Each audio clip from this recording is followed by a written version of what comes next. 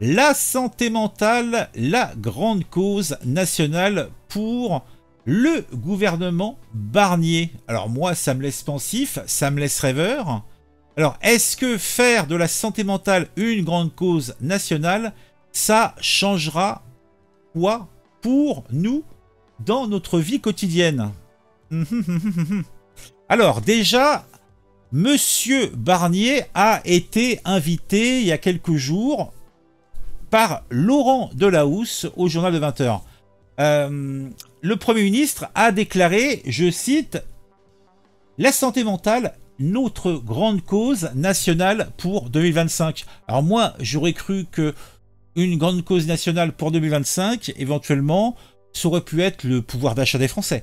Ça aurait pu être, je ne sais pas, la sécurité des Français. Ou peut-être comment revoir notre relation avec la vieillesse, avec le travail, avec le, je ne sais pas, les problèmes on fait de travail pour les vieux, éventuellement la retraite, comment payer tout ça. Et ça. Voilà, il y a tellement d'éléments, mais il semblerait que la santé mentale soit plus importante. Et puis c'est vrai que les chiffres sont plutôt alarmants. Les statistiques officielles disent que 13 millions de Français souffrent de troubles psychiatriques et psychiques. Et que 40% des 18-24 ans présentent des symptômes dépressifs. 40%. C'est plus du tiers. Donc des Françaises et Français entre 18 et 24 ans qui seraient dépressifs, en tout cas qu'on aurait des symptômes. À cela, il faut ajouter que un tiers des postes de praticiens hospitaliers ne sont pas pourvus, eh oui, et que le volume de lits en psychiatrie diminue alors que le nombre de patients a été multiplié par 2 ces 20 dernières années. Eh oui, après, on va pas polémiquer sur le sujet, je vais pas vous donner des informations que je n'ai pas, mais il est vrai, constat fait, que dans le cadre des choses que moi j'aborde, c'est-à-dire les faits divers, les petits faits de société, eh bien, on a régulièrement, dans la population issue de l'immigration ou qui est venue faire un petit stage en France pour des raisons diverses et variées, eh bien, on a quand même un pourcentage conséquent de personnes qui sont sujets à des troubles psychiques légers ou carrément lourds avec des fois des conséquences néfastes pour la population locale. La France, pour M. Barnier, est bien malade de la tête. Et c'est pour ça que un Conseil national de la refondation de la santé mentale avait été programmé par la Macronie l'été dernier, cet été, enfin l'été dernier, voilà. Mais la dissolution a eu raison de cette, eh bien, proposition. Et ça, c'est triste. Ouais, c'est triste. Ouais, je dis c'est triste. Ah, ma souris marche plus. Attendez, il faut que je la branche. Oh là là là là. Franchement, les souris qui ne marchent plus, c'est problématique. Parce que si je veux un petit peu regarder ce qui se passe là-dedans. Donc, la santé mentale représente près de 23 milliards d'euros, soit près de 14% des dépenses totales de santé. C'est énorme. La santé mentale, c'est 23 milliards d'euros. Alors que la prise en charge des patients semble s'être détériorée depuis 3 ans. Ah, pourquoi ça s'est détérioré? Ça, c'est la question intéressante. Qu'est-ce que ça raconte d'autre? Ah oui. Alors, pour remédier au problème de la psychiatrie, pour Barnier, eh bien, il faut pallier à la pénurie hospitalière et sans aucun doute que cela est une urgence. Voilà. En effet, il paraît aussi de s'interroger si de telles maladies représentent un poste bien pourvu auprès de nos institutions. Moi, je ne comprends pas. Sachant que les maladies mentales sont, au point de vue du budget, plus importantes que le cancer et les maladies cardiovasculaires. Alors qu'on parle quand même complaisamment des cancers et des maladies cardiovasculaires. En octobre 2023, on évalue le coût économique et social des troubles psychiques à 109 milliards d'euros par an. Eh ben dis donc.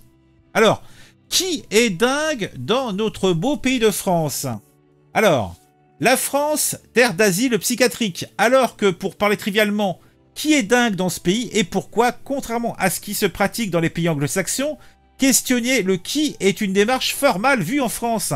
L'extrême gauche s'offusque du moindre comptage par peur du, entre guillemets, retour aux heures les plus sombres de notre histoire. Avant, donc, de se pencher sur cette épidiscrétion, on peut déjà supposer et mettre en place quelques parallèles, car à l'évidence, elles sont corrélées aux chiffres de la psychiatrie. Oh, qu'est-ce que ça raconte d'autre? Ah, là, ça m'intéresse.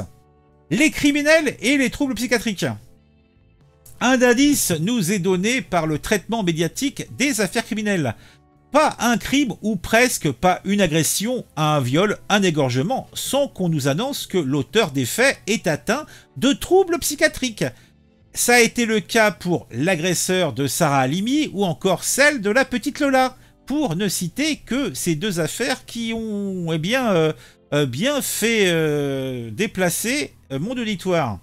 Alors, je vous le dis, la France n'aime, il semblerait, pas du tout les statistiques qui contreviennent au discours de la diversité heureuse. Pourtant, en fouillant bien, on trouve des chiffres prouvant que l'on constate tous les jours que l'immigration est d'abord un drame pour les immigrants. Bah oui, parce que c'est pas bénin de quitter son environnement et d'être transposé dans un environnement culturel, économique, qui n'est pas le vôtre. En plus, il faut comprendre un truc, c'est que les gens qui viennent en France, eh bien, ont l'image un petit peu déviée et déviante d'un pays où on marche dans des rues, eh bien, où la moindre brique est en or. La France, c'est riche. Et ils sont tout étonnés de se retrouver dans notre beau pays, eh bien, à la rue, à dormir sous des ponts, à faire la queue dans des centres où ils vont être maltraités. Ouais, non, mais bon, après, par rapport à leur pays, pour certains, eh bien, c'est quand même une progression. Mais ça reste, il y a quand même un gap entre ce qu'ils peuvent ou qu'ils pouvaient imaginer en faisant le voyage pour venir dans notre beau pays, et puis la réalité des choses. Deux psychiatres, les docteurs Thomas Favard et Marie-Josée Delberdo, se sont penchés sur, je cite, le risque accru de schizophrénie et de psychose chez les immigrés. Or, la France est un pays d'émigration avec une longue tradition d'accueil des étrangers. Ah bon? Malheureusement, écrivent-ils, très peu d'études épidémiologiques ont été effectuées en France sur le risque de développer une schizophrénie ou une psychose chez les immigrés.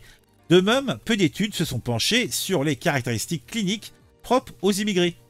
Des immigrés auxquels notre incurie impose souvent des conditions de vie déplorables, bien loin de leurs rêves. Eh oui, eh oui.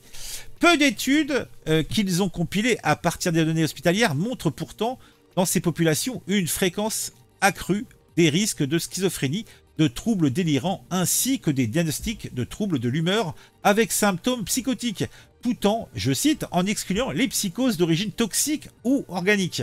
Cela avec une fréquence beaucoup plus élevée pour les sujets originaires d'Afrique subsaharienne. Il n'y a que des statistiques partielles car on refuse les statistiques ethniques en France.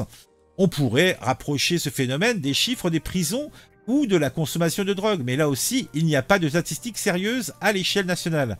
Cela réduit sérieusement les chances d'identifier clairement le problème et de le résoudre. Alors, quelles seraient les raisons de la folie? Dites-moi, vous êtes curieux? Mais pourquoi cette folie semble-t-elle posséder tant de Français ou Français assimilés? Les raisons sont multiples et complexes. Tout d'abord, la pression sociale et économique est immense.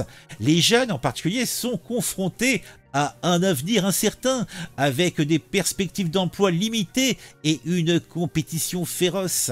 La crise du Covid-19 n'a fait plutôt qu'exacerber ces problèmes, isoler encore davantage les individus et augmentant leur anxiété. Oh oui, je suis anxieux, très anxieux.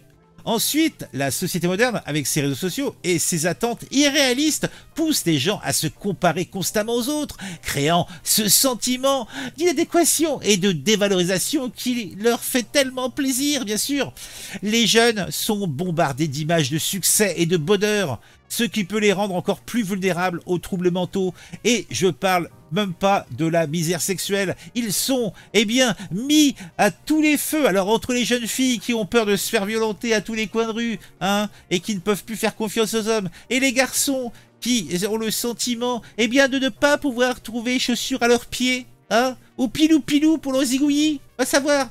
Eh ben, bah oui, bah en fait, c'est la difficulté, et c'est la problématique des réseaux sociaux, c'est qu'en fait, on te met une telle pression sur ces jeunes qu'en fait, ils vont avoir des images, donc en plus qui sont des images d'Épinal, de mecs ou de gonzesses super beaux, avec une vie de rêve, eh ben oui, bah, ils vont logiquement se considérer comme des merdes. Et puis évidemment, psychologiquement, eh ben, ça met un sacré coup de rabot sur l'opinion qu'ils peuvent avoir d'eux-mêmes.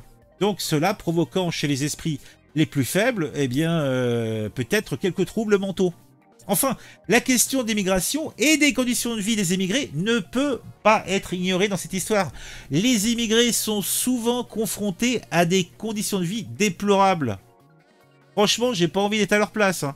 Et à des discriminations. Bah oui, parce que même si nos camarades gauchistes en rajoutent un peu, de fait, il y a une discrimination de base. Déjà, tu as une discrimination, tu n'as pas besoin d'être étranger, il suffit que tu sois une cloche, que tu sois sans domicile fixe, eh ben, le regard de l'autre, bah, il va être suspicieux. Il va être... Donc, imagine que en plus d'être à la rue, t'as le faciès ethnique d'un pays d'outre-mer. Bah effectivement il y a des gens qui vont te mater, donc effectivement il y a une discrimination, donc et ça là évidemment rend encore plus ces personnes vulnérables aux troubles mentaux. Voilà. Pourtant la France, faut pas non plus exagérer par rapport à beaucoup de pays, c'est une corne c'est un Eldorado pratiquement, même dans ces conditions là. Mais bon, il faut peut-être que nos autorités, et c'est le projet de notre bon Premier ministre Barnier, eh bien que les autorités trouvent des solutions pour améliorer les conditions de vie de ces populations. Et oui, et oui, et oui. Donc pour le Premier ministre, pour conclure, eh bien les problèmes psychiques sont et seront la grande cause nationale de 2025. Et oui, 13 millions de Français souffrent de troubles psychiques. Et oui. 40% des 18-24 ans présentent des symptômes dépressifs. Eh ben, ça fait peur, hein.